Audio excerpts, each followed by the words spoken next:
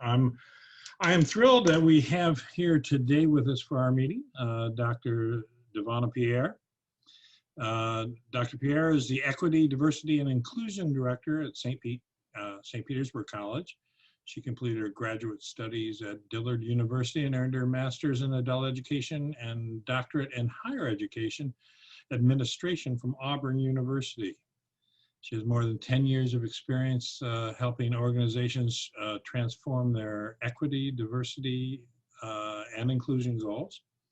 She is recognized subject matter research for developing and implementing frameworks that meaningfully collect equity, diversity, and inclusion efforts with various areas of organizational functioning, which are certainly an important area for all of us here as we all bring our Dunedin Council of Organizations to bear and look forward to having Dr. Pierre share some insights with us. Dr. Pierre. Well, good afternoon, and thank you so much for having me. I want to say thank you to Ken for having me, and thank you so much to Dina for inviting me. I'm extremely excited to talk to you a little bit about the diversity of Pinellas County. Hopefully we can talk about the diversity of Dunedin and then talk about some diversity trends. I look forward to answering your questions. If you could please put those in the chat box. I'll ask Ken. I'm not necessarily sure if Ken would be the right person, but if someone could just, and you can insert the questions, you can unmute yourself and let me know, Ken or designee, what the questions are. And I will definitely attempt to answer those. Again, my name is Devona Pierre. I am so excited to be with you to talk about diversity trends. And so I want to start by sharing my screen. I want to share a couple of statistics, and this is information that has been gathered by the census. And hopefully everyone took time to complete their census as they were due yesterday. And so I want to talk just a little bit about Pinellas County. Obviously, Pinellas County is the county in which Dunedin sits. We will definitely have a conversation about Dunedin and Dunedin's diversity. Those graphs are a little bit more difficult to see, but we will do our best, and I'll make sure that I share this information with you, Ken, and your group so that you can send it out to everyone. Will that work? Okay. So in Pinellas County, this information is as accurate as we have to date 2018 information. It can be found on datausa.io. And according to the Census Bureau and the information from the Census Bureau, we have just under 1 million individuals within the county, right? And so I took the information here to break down what we look like as it relates to race and ethnicity. And one of the things that you can see is as it relates to white, those that categorize themselves as white non-Hispanic, we have about 74% individuals. Now, just so you know, I will send you this website. I will send you this presentation so you don't have to jot all of this information down. I know you guys are taking copious notes, but don't feel the need to write everything down as this is an interactive website. So in the county, we have about 74% white non-Hispanic, and I'll talk about non-Hispanic and then white Hispanic, right? And then we have about 10%, 9.88% Black or African-American non-Hispanic. Asian is 3.33%.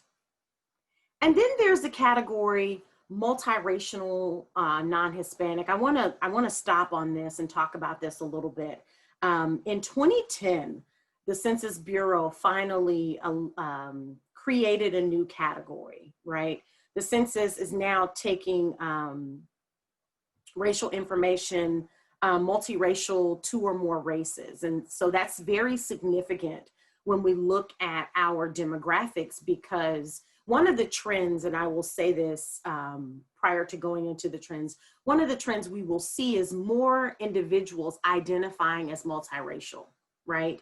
And as individuals identify as multiracial, of course, there are other areas that will then start to shrink as people start identifying as multiracial. So the multiracial non-Hispanic category is about 2.7%, which is a small percent now, but I believe that when we look at the most current information, when the new census information is released, we will definitely have an uptick now that individuals are allowed to share. And prior to 2010, individuals were not allowed to share. You were either or, and you had to select, okay? And then I talked about white non-Hispanic, so I'm gonna talk a little bit about white Hispanic. That population identifies as around about 7.5%. So we're looking at about 73,000 individuals that are white, that identify as white non-Hispanic. Other Hispanic, 1.34%, and multiracial Hispanic, a little less than 1%. And so that's very, very telling because again, multiracial Hispanic versus multiracial non-Hispanic are those categories that we will in time begin to see swell. And as we see those swell, we will see a decrease in other categories. So I'm gonna go down to English and non-English speakers. So we have about 6.5% of our population in Pinellas County that speaks Spanish. Less than 1% that speaks Greek, about 0.63%, and about 0.61%, so a little less than 1% that speak Vietnamese, right? And so that's important when we think about the individuals that are in our county, what language, that they're speaking, etc. And so when we look at age, and I won't dig too deep into this, but we realize that we in Pinellas County, especially in the state of Florida, compared to other states, it's multi-generational. We're talking about a number of different age ranges, a number of different age groups. I will talk about that a little bit later, but this is kind of a graph so that you can see what we look like as far as age is concerned in the county. Unfortunately, as it relates to global diversity, we're not able to break it down by state. So the information, global diversity is broken down by the state of Florida. And so Cubans are our #1 global diverse category, followed by Haitian, and followed by Colombia. And this is all in the state of Florida. And I would surmise that that is typically in the lower part, the more southern part of the state, a little south of us, okay?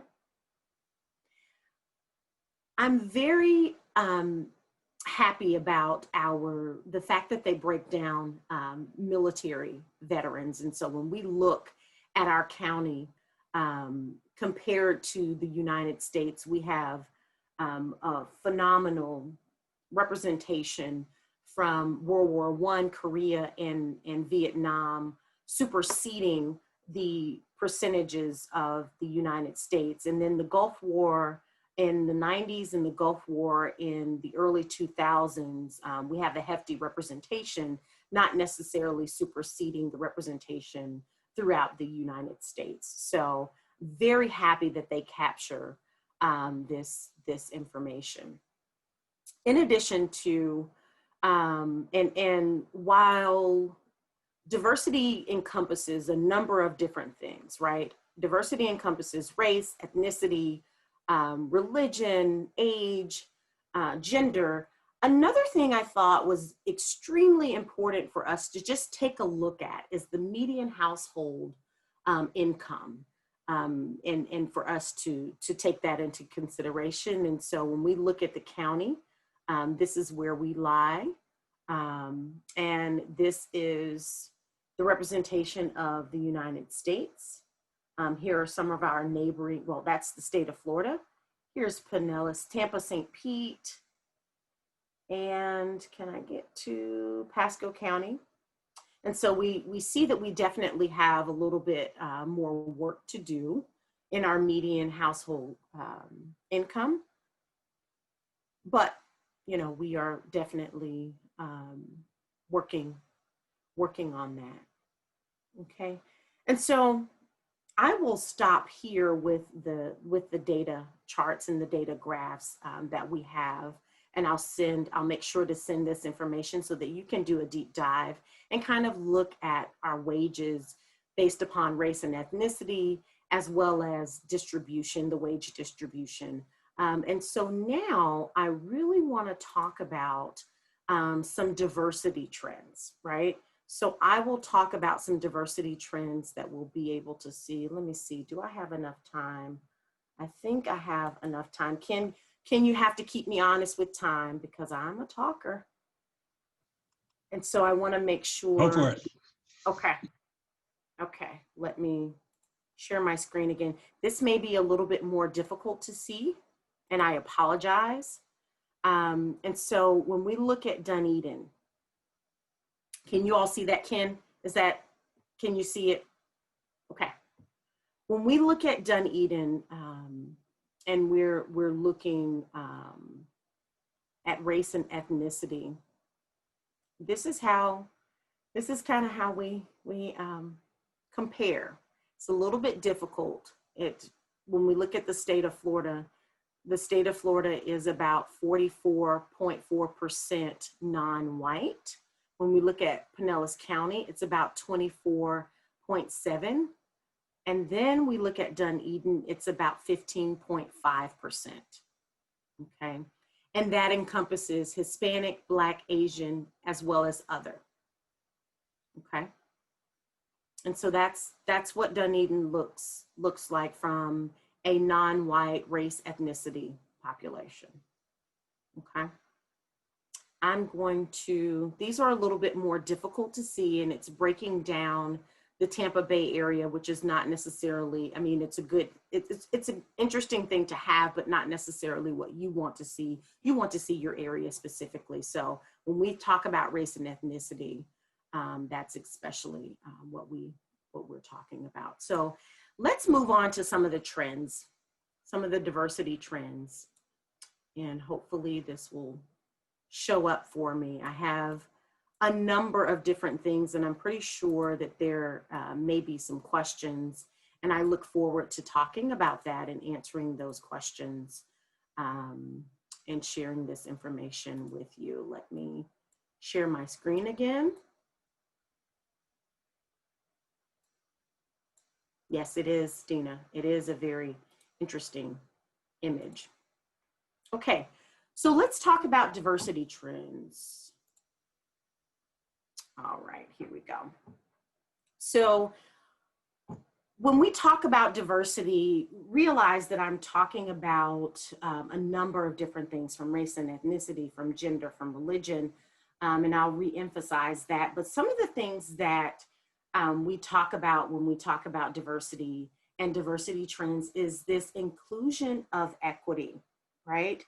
And so before, diversity was diversity and inclusion, and it was just diversity and inclusion. And so now some of the trends lean to equity and really looking at equitable practices and what equity looks like from a larger scale. And when I'm talking about equity, I'm talking about ensuring that, for instance, that there's equitable representation in hiring, that there's equitable representation amongst women leadership, etc. So there's been this big push to ensure that we have equity, not just diversity, right? Because diversity and inclusion is great, but it's more so about parity and about equity.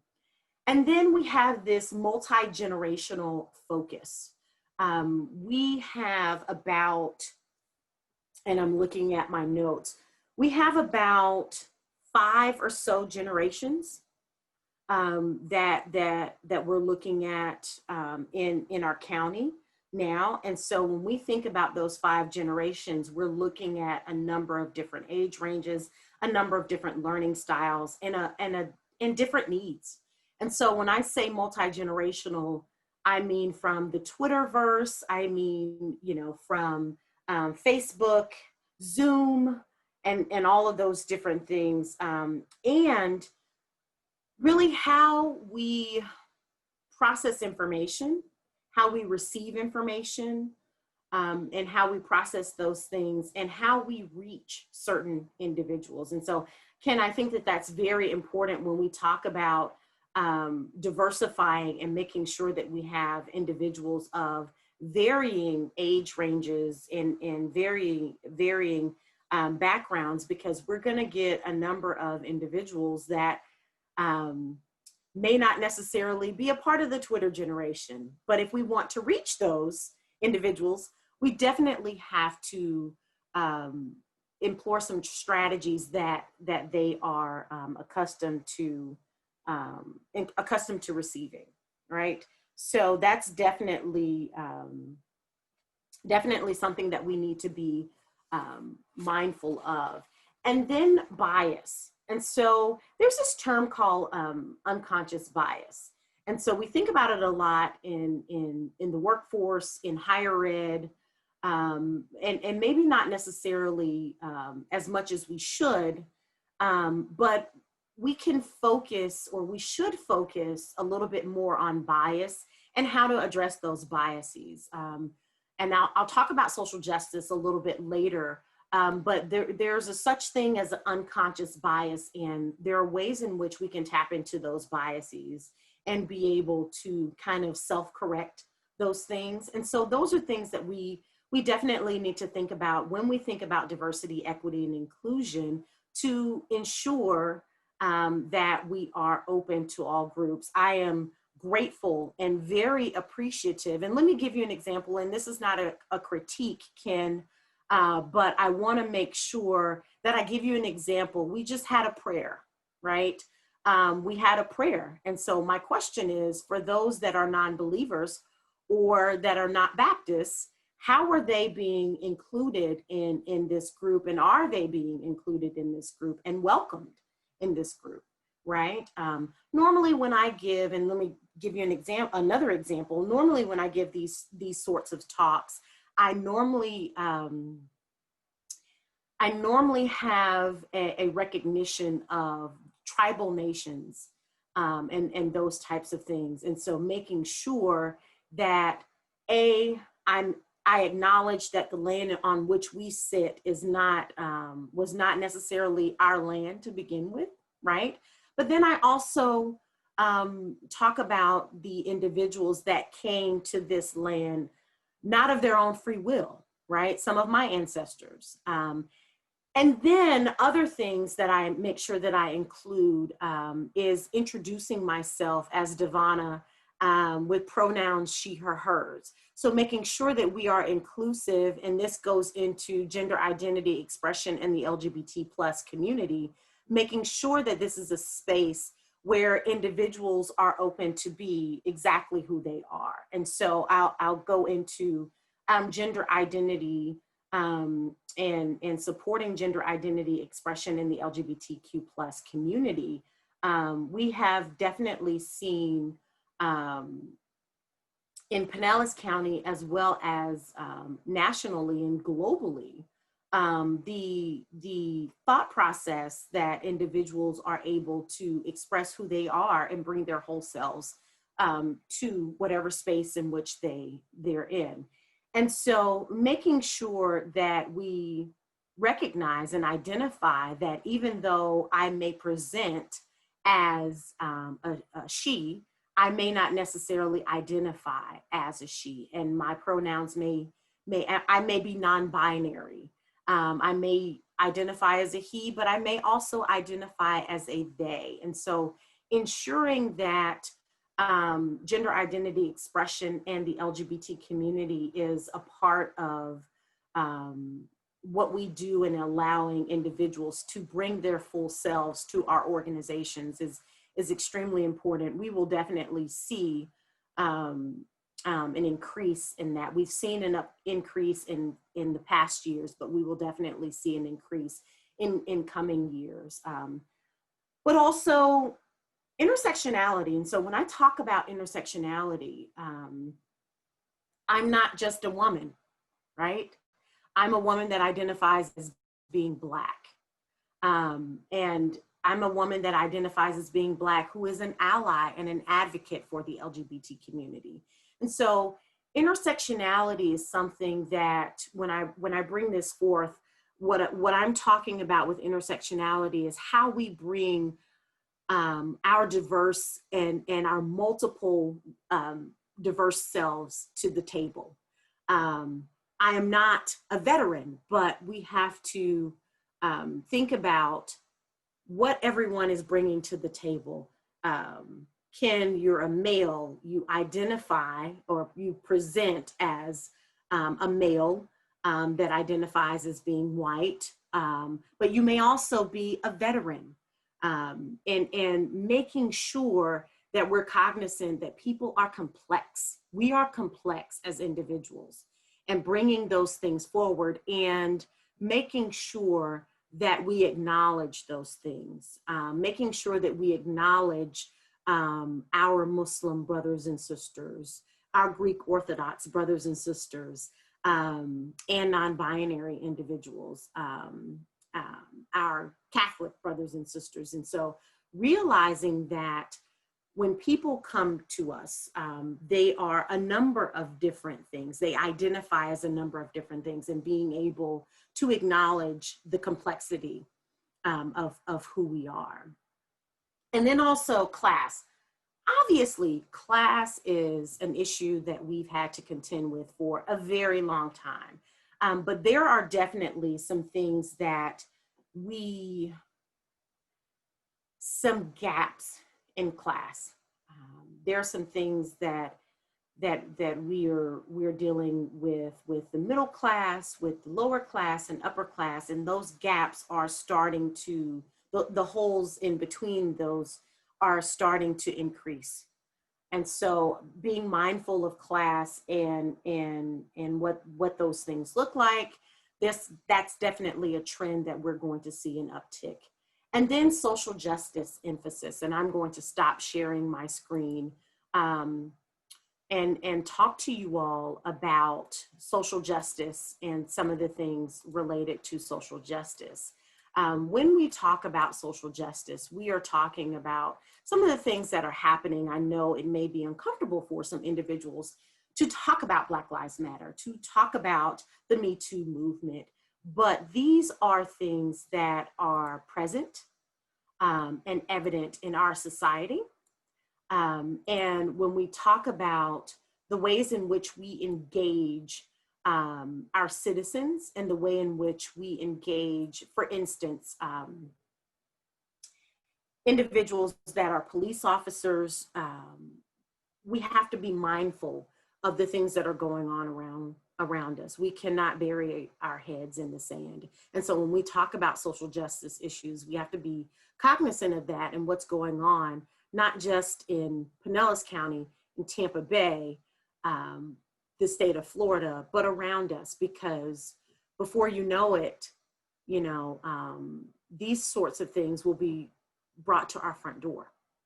We will be confronted with these things. And so we definitely have to be mindful and paying attention to what's happening around us, paying attention to the Black Lives Matter movement, paying attention to the Me Too movement, paying attention to harassment, paying attention to police brutality, paying attention to those types of things, because if we don't, regardless of your feelings about them, right, they are evident in our society and things that's going on. And we need to make sure that we're cognizant of these things, we're paying attention to these things, and that we're mindful that it can happen and it will happen in our area, and we need to be able to address those things and not bury our head in the sand, because before we know it, you know, something could definitely happen in our area, and we have to be mindful of that.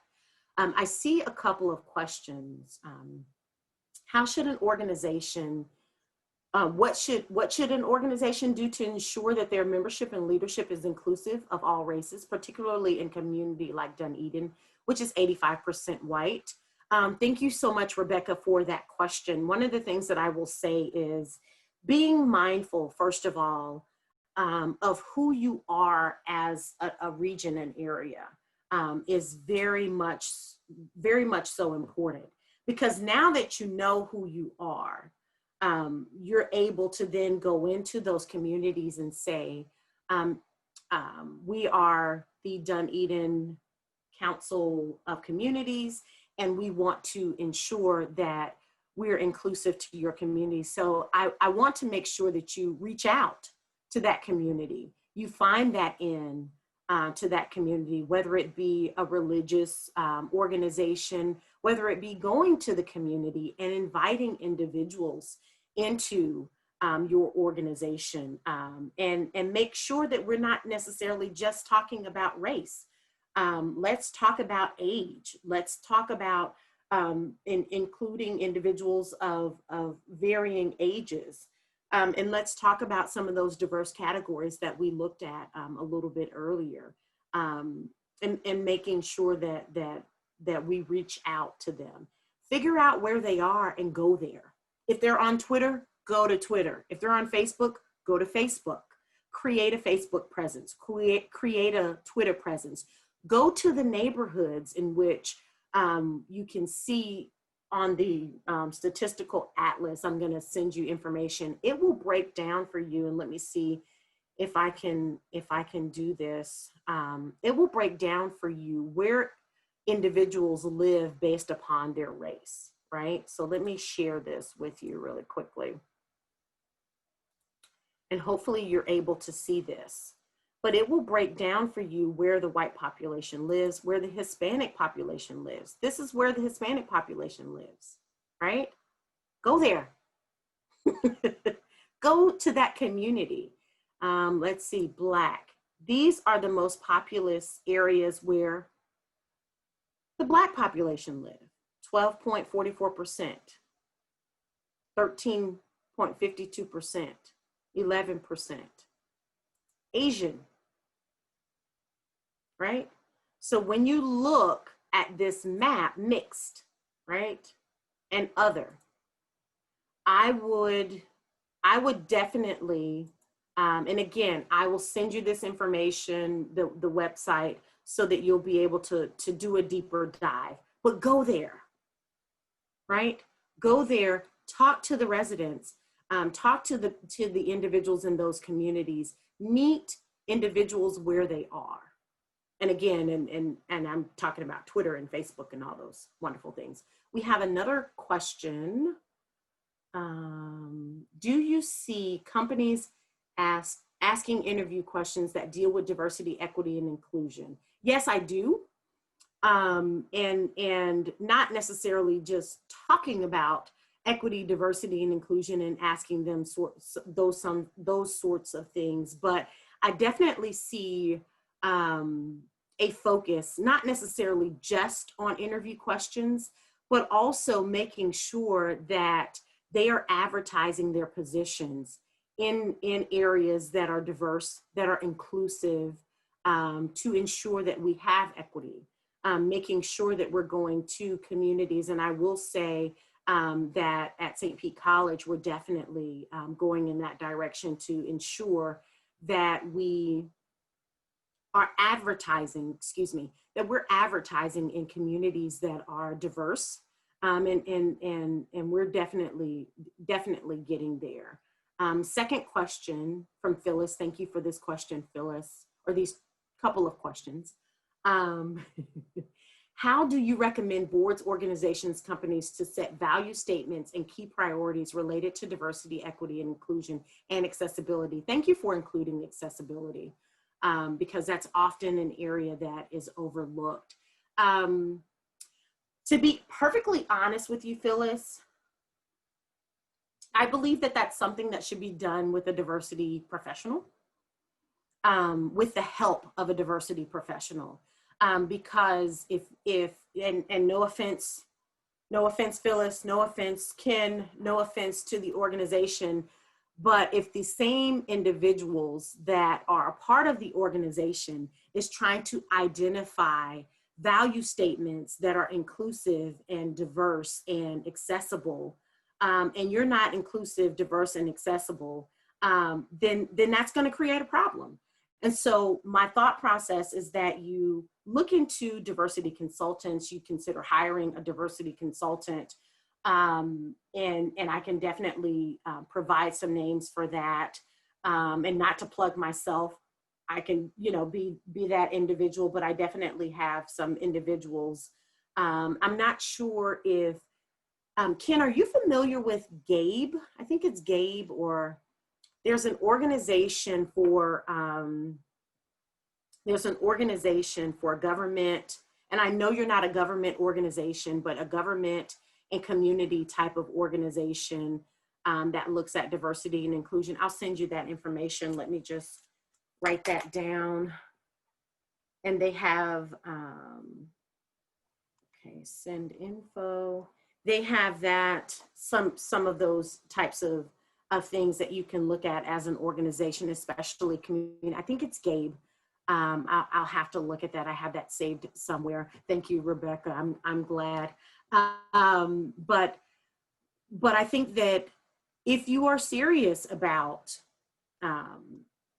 looking at a value statement, creating a diversity statement, there's work to be done. And it's not necessarily going to be, oh, let's have a 1 hour meeting, check the box. There's some serious things that need to be done. You need to look at your organization as a whole. You need to look at your mission statement, your priorities, all of those types of things. Because when you look at a diversity statement means nothing if the organization isn't bought into that, and if it has no teeth, if it isn't aligned with your mission, vision, and value, right? $1 million question. How do you attract diverse employees to your organization? Oh, Phyllis. Oh, and I thought this was going to be a 20 to 30 minute conversation. It's not that easy, Phyllis. There are a number of different ways to do so. Okay, Phyllis, can you tell me what type of organization you work for? What organization you're speaking of, please? Go ahead. Good, I've been unmuted. Thank you. I'm the library director for the City of Dunedin. So obviously I'm under the umbrella of our city. But in the library world, I know our American Library Association, our Florida Library Association, we're doing a really big push for diversity in the workforce. Obviously historically, it's a very heavy female profession.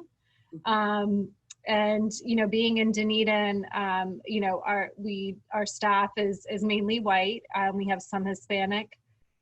So just kind of, how do you get people, to come to Dunedin?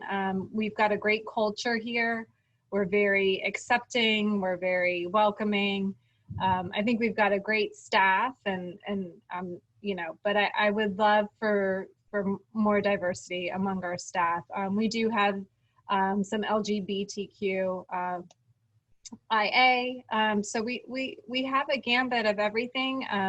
I think one of our big things is accessibility. We want our building to be accessible. Everything is, we've done a really great job with that. But as I said, I'd love some more diversity.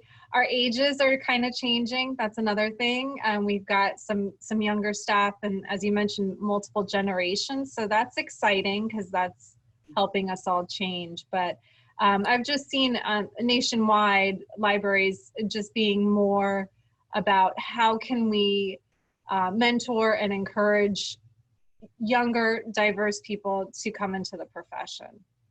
So thank you for the question, Phyllis. One of the things I will say is you mentioned mentoring, right? And so one of the things that I talk about a great deal, I'm an educator by trade. My area is higher ed administration. Okay, so I'm in education.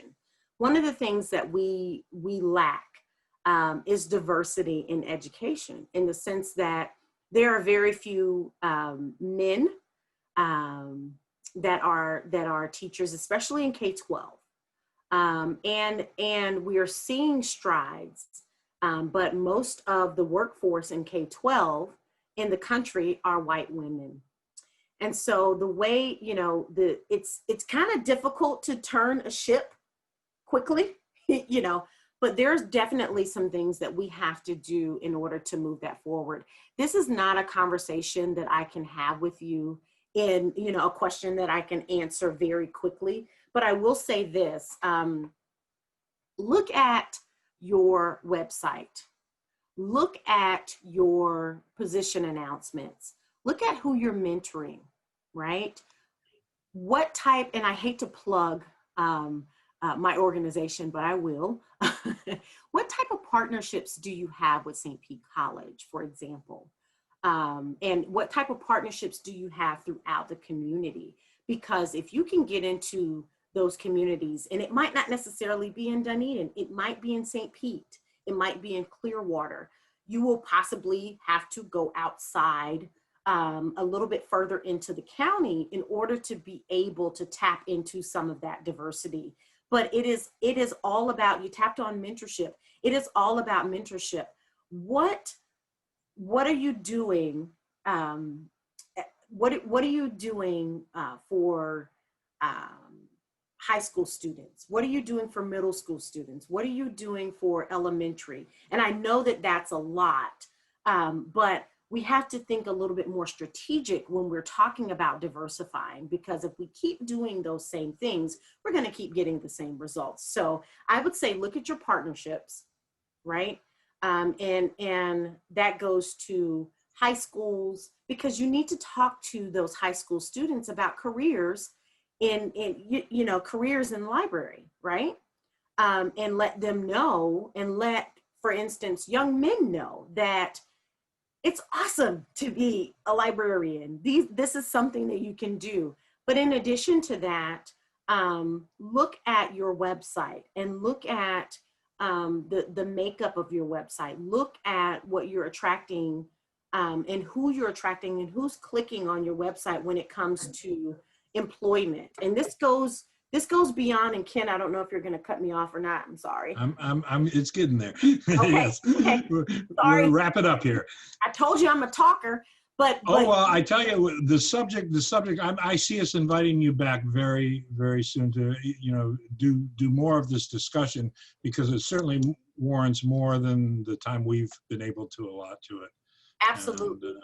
But one of the things that I will say is, look at your representation. So wherever it is that you are, and this goes for you, Phyllis, and for your organization, and for everyone's organization, look at your representation and have someone else, have a male, have a person of color, have a person from an LGBTQ community.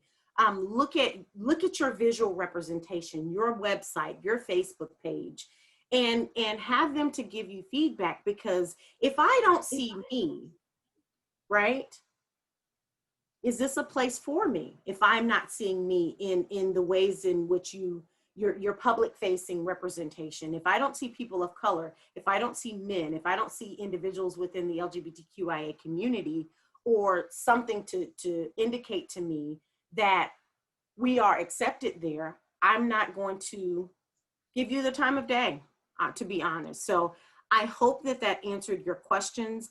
I'm open for any other questions, Ken. I know we're running short on time. I want to say thank you so much for inviting me. I definitely look forward to coming back. I will put my email address. I'll put my email address in the chat field. in the event that you all, ERE.DEVONA, in the event that you all want to further engage. Okay. Thank you so much. Be careful of what you ask for, Dr. Pierre, because I know that this is deeply of interest to everyone here today, and we need to spend so much more time engaging on this topic. That we have done you a disservice in some ways by allotting so little time. I appreciate you being here so much today. Okay. And we're just going to roll on. Bravo! Thank you.